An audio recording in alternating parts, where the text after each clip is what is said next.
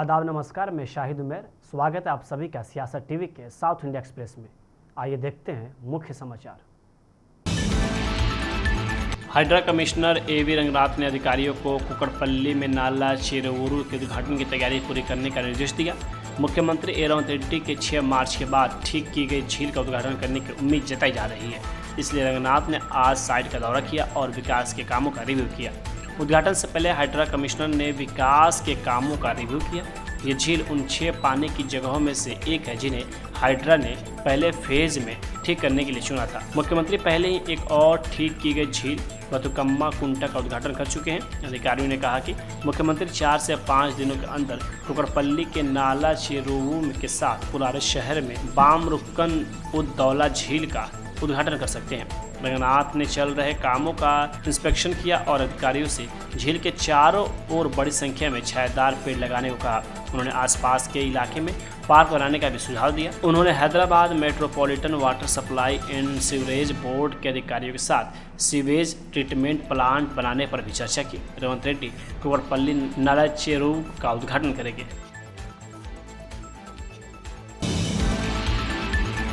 Congress high command ने आने वाले राज्यसभा चुनाव के लिए पार्टी के उम्मीदवारों को फाइनल करने के लिए मुख्यमंत्री रेवंत रेड्डी को आज दिल्ली बुलाया है। हैदराबाद सिटी गाइड हाईकमान ने तेलंगाना प्रदेश कांग्रेस कमेटी के प्रेसिडेंट महेश कुमार गौड़ को भी बुलाया है। कांग्रेस सेंट्रल इलेक्शन कमेटी के सदस्य एन उत्तम कुमार रेड्डी और एआईसीसी की in-charge general secretary Meenakshi Natarajan के दिल्ली में बातचीत में शामिल होने की भी उम्मीद जताई है। सूत्रों ने कहा कि डिप्टी चीफ मिनिस्टर मल्लू भट्टी विक्रमार की राय फ़ोन पर ली जा सकती है, क्योंकि वह फिलहाल अपने बेटे की शादी के सेलिब्रेशन में बिजी हैं, जो मंगलवार रात से शुरू हुआ था।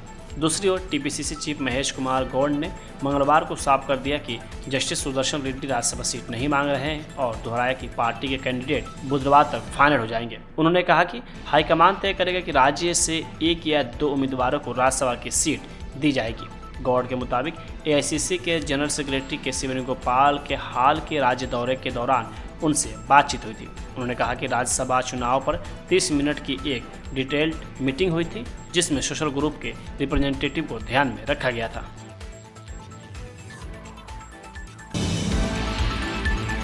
लोकसभा एलओपी और कांग्रेस नेता राहुल गांधी के तेलंगाना दौरे पर कांग्रेस एमपी मल्लू रवि ने कहा कि कल कांग्रेस की मीटिंग में राहुल गांधी दिल्ली से आए थे और रेवंत रेड्डी भी मीटिंग में शामिल हुए थे। मीटिंग के दौरान रेवंत रेड्डी ने राहुल गांधी से रिक्वेस्ट की कि उन्हें पीएम पद लेना चाहिए। राहुल गांधी ने रिक्वेस्ट मान ली। इस बारे में मैं रेवंत रेड्डी की रिक्वेस्ट का सपोर्ट करता हूँ।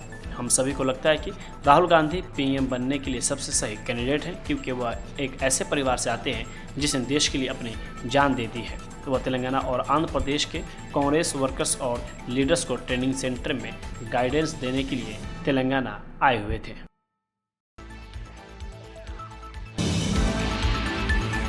पूरे देश में रंगों खुशी और आपसी मेलजोल के साथ होली मनाई जा रही है। कई जगहों पर यह त्यौहार भाईचारे और मेलजोल का संदेश दे रहा है। रंगों का त्यौहार होली आज तेलंगाना में भी धूमधाम से मनाया गया। लोगों ने एक दूसरे के चेहरों पर गुलाल लगाया और दोस्तों और रिश्तेदारों को मिठाइयाँ बांटी। हैदराबाद और राज्य के दूसरे शहरों में अपार्टमेंट और दूसरे रेजिडेंशियल कॉम्प्लेक्स में हुए होली सेलिब्रेशन में बच्चों और युवाओं ने खूब मस्ती की। इंदिरा पार्क वर्क्स एसोसिएशन ने इंदिरा पार्क में यह त्यौहार बड़े जोश के साथ मनाया। हैदराबाद के पीपल्स प्लाजा में बड़ी संख्या में लोगों ने होली मनाया। कांग्रेस एमएलए दानम नागेंद्र भी नाचते हुए उनके साथ जश्न में शामिल हुए। दानम नागेंद्र ने कहा कि होली एक ऐसा त्यौहार है जहां हिंदू मुस्लिम और सभी लोग एक साथ मिलकर जश्न मनाते हैं। सभी को अपने मतभेद दूर करने चाहिए। होली एक ऐसा त्यौहार है, हिंदू मुस्लिम सब लोग खेलने वाला होली है।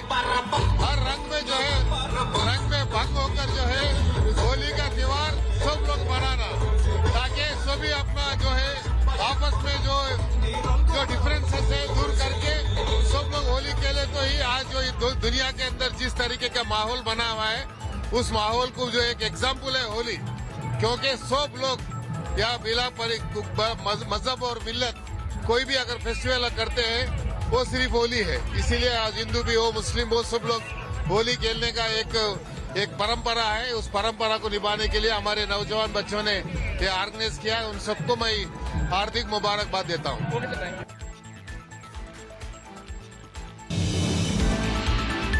बीआरएस के वर्किंग प्रेसिडेंट के.टी. रामाराव ने आज हैदराबाद में हुए एक प्रोग्राम में 16 MBBS स्टूडेंट्स को इस एकेडमिक ईयर के लिए फाइनेंशियल मदद के चेक बांटे। बीआरएस एमएलए बंदरी लक्ष्मा रेड्डी ने BLR चैरिटेबल ट्रस्ट की मदद से यह फाइनेंशियल मदद की। चेक देते हुए रामाराव ने स्टूडेंट्स को बधाई दी और उनके मेडिकल करियर में सफलता की कामना की। उन्होंने लक्ष्मा रेड्डी की तारीफ की कि उन्होंने पॉलिटिक्स से आगे बढ़कर गरीब स्टूडेंट्स को प्रोफेशनल एजुकेशन लेने में मदद की। उन्होंने इस पहल को पब्लिक सर्विस का एक मॉडल बताया जिससे पिछले कुछ सालों में कई परिवारों को मदद मिली है। लक्ष्मा रेड्डी ने कहा कि ट्रस्ट का मकसद यह पक्का करना है कि कोई भी मेरिट स्टूडेंट पैसे की तंगी की वजह से पढ़ाई न छोड़े। उन्हें उम्मीद है कि बेनिफिशियल बिना किसी बोझ के अपनी पढ़ाई पूरी करेंगे और डेडिकेटेड डॉक्टर बनकर समाज की सेवा करेंगे। स्टूडेंट्स और उनके परिवार वालों ने के.टी. रामाराव और बंदरी लक्ष्मा रेड्डी को उनके सपोर्ट और हौसला बढ़ाने के लिए धन्यवाद भी दिया।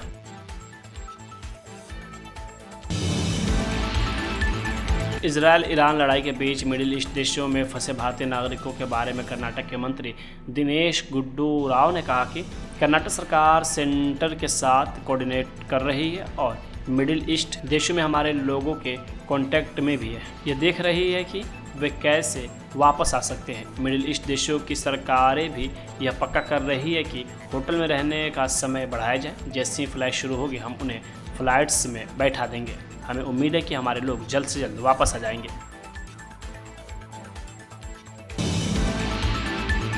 केंद्रीय मंत्री प्रहलाद जोशी ने कहा कि प्रधानमंत्री मोदी के नेतृत्व में भारत सरकार हमेशा वही फैसला और स्टैंड ले रही है जो देश के हित में हो और इस संदर्भ में जो कुछ भी करने की ज़रूरत है जब पूरी दुनिया में खासकर मिडिल ईस्ट और दूसरे हिस्सों में उथल पुथल है। कांग्रेस को इसमें गंदी राजनीति नहीं करनी चाहिए। मोदी सरकार जो भी फैसला और स्टैंड लेगी वह हमेशा देश के हित में होगा।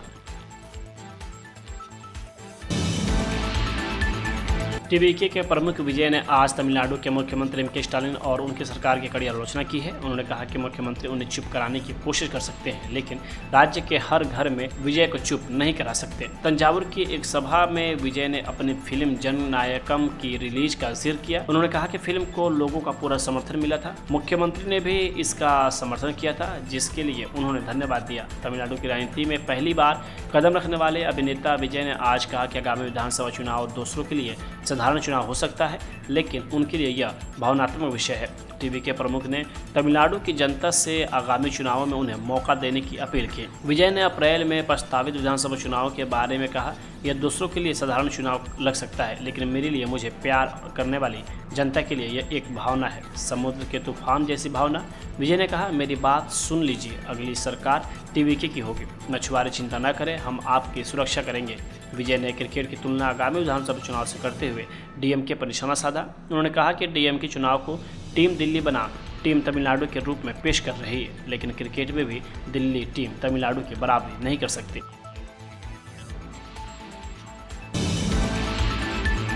तमिलनाडु में कई दिनों से जारी अनिश्चितता को खत्म करते हुए सत्ताधारी डीएमके और कांग्रेस के बीच सीट बंटवारे पर अंतिम मुहर लग गई है।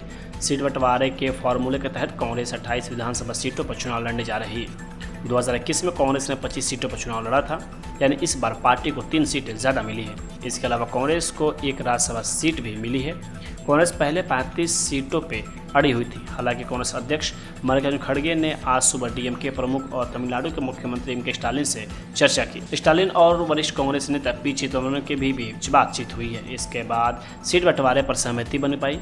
इससे पहले एक मीडिया रिपोर्ट में दावा किया गया था कि कांग्रेस ने 41 सीटों और सत्ता में भागीदारी की मांग रखी है। तमिलनाडु के 234 सीटों वाली विधानसभा में इस साल चुनाव होना है। डीएमके कांग्रेस का गठबंधन हो चुका है और भाजपा एआईएडीएमके गठबंधन के साथ चर्चा में चल रही है। वही अभिनेता थलपति विजय ने पहली बार चुनावी मैदान में उतरकर मुकाबले को और रोमांचक बना दिया है। 2021 के विधानसभा चुनाव में यहां डीएमके के नेतृत्व वाले गठबंधन ने 158 सीटें जीतकर सरकार बनाई थी। वही एआईएडीएमके के नेतृत्व वाले गठबंधन को 66 सीटें मिली थी और वो विपक्ष में रहा।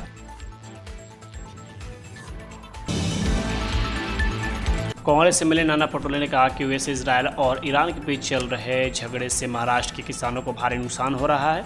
हमने यह मुद्दा सरकार के सामने उठाया है। सरकार को किसानों और व्यापारियों को न्याय दिलाने के लिए तुरंत एक्शन लेना चाहिए। आगे उन्होंने कहा कि सरकार ने जवाब दिया है कि वे केंद्र सरकार से बातचीत कर रहे हैं और केंद्र सरकार के जरिए इसका हल निकालेंगे। अमेरिका, इजराइल और ईरान का जो युद्ध शुरू है इसमें महाराष्ट्र के किसानों का बहुत बड़े पैमाने में नुकसान हो रहा है, फसलों का नुकसान हो रहा है।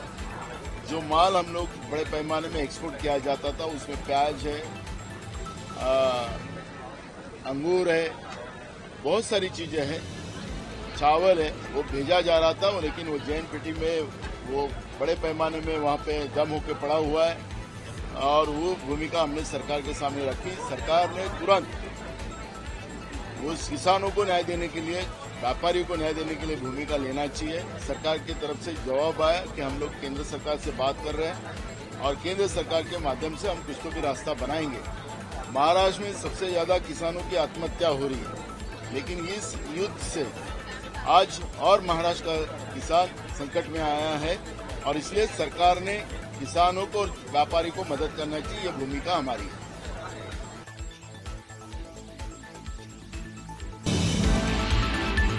दुबई से इंडिया आए एक यात्री ने कहा कि थोड़ी बीमारी हुई। दुबई सरकार ने सबका बहुत अच्छे से ख्याल रखा है। दुबई सबसे सुरक्षित देश है। हमें एडवाइजरी में हर समय सावधानी बरतने के लिए कहा गया था। वही आपको बता दें कि जब से अमेरिका, इजरायल और ईरान के बीच युद्ध छिड़ा हुआ है, ईरान ने कई खाड़ी देशों में अमेरिकी एयरबेस पे हमले बोले, जिसमें एक दुबई भी शामिल है। हमले के बाद से कई सारे ऐसे एयरलाइंस है जिसको कैंसिल कर दिया गया था, लेकिन इसी बीच अब यात्री आने शुरू हो गए हैं। इसी बीच एक यात्री ने वहाँ की तस्वीर देखकर अपनी एक्सपीरियंस साझा की है। मैं दुबई में बिजनेस करता हूँ और मैं दुबई से आया हूँ और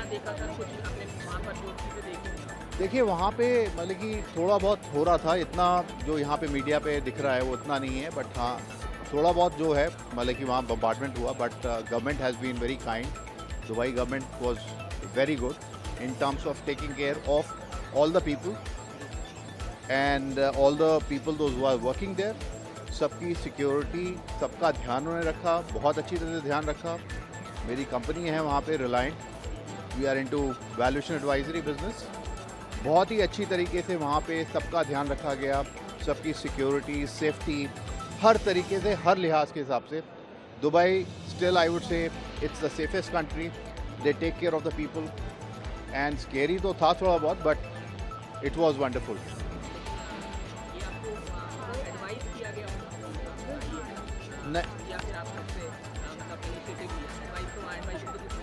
एडवाइजरी हमेशा एट ऑल टाइम प्रिकॉशन रखने के लिए बोला गया। कहीं पे कुछ हुआ तो उससे पहले एडवाइजरी दे दिया कि शुड नॉट मूव आउट। तो वो हमेशा गवर्नमेंट के हिसाब से बहुत अच्छा सपोर्ट रहा, सारी चीज़ें रहीं, हम होटल में भी रहे, सारी चीज़ें हुई, बहुत अच्छा फंक्शन था।